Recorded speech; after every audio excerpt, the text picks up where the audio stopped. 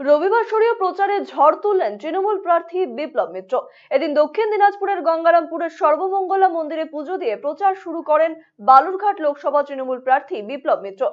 পাশাপাশি চালুন প্রাণসাগর বাজারে পথসভা করেন তৃণমূল প্রার্থী। এরপর কুমারগঞ্জ ব্লকে যান তিনি।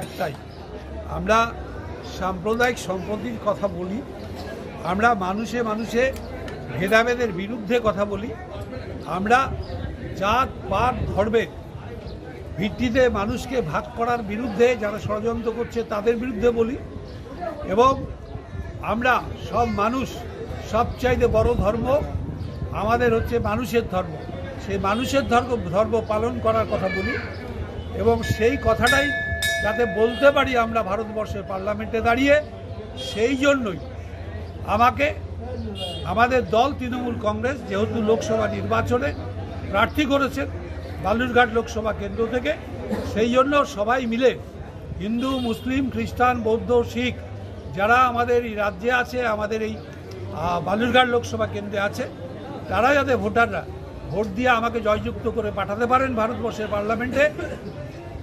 আমি তাহলে সেখানটায় গিয়ে আমাদের বাংলার কথা বলতে পারবো, বাংলার মানুষের কথা বলতে পারবো, সব ধর্মের মানুষের কথা বলতে পারবো, দুঃখ কষ্টের কথা বলতে পারবো, এবং সর্বোপরি যেটা বলতে পারবো যে আমাদের পশ্চিমবাংলার মানুষের, বিশেষ করে গরিব মানুষের উপরে যেভাবে কেন্দ্রীয় সরকারের পক্ষ থেকে অত্যাচার অবিচার করা হচ্ছে, 100 দিনের কাজের টাকা আটকে দেওয়া, 2 বছর 2.5 বছর ধরে আটকে রাখা হয়েছে, যেভাবে গরিব মানুষদের ঘর যেগুলো আমাদের রাজ্য সরকার স্যাংশন করেছে সেই ঘরগুলোর টাকাটা আটকে দিচ্ছে, সেগুলো যাতে আটকাতে না পারে তার জন্য পার্লামেন্টে দাঁড়িয়ে যাতে আমি লড়াই করতে পারি, সেই কথাগুলো যাতে বলার অধিকারটুকু আমি পাই মানুষের কাছে, সেই আবেদনটাই জানিয়েছি আমি মন্দিরের প্রাঙ্গণে।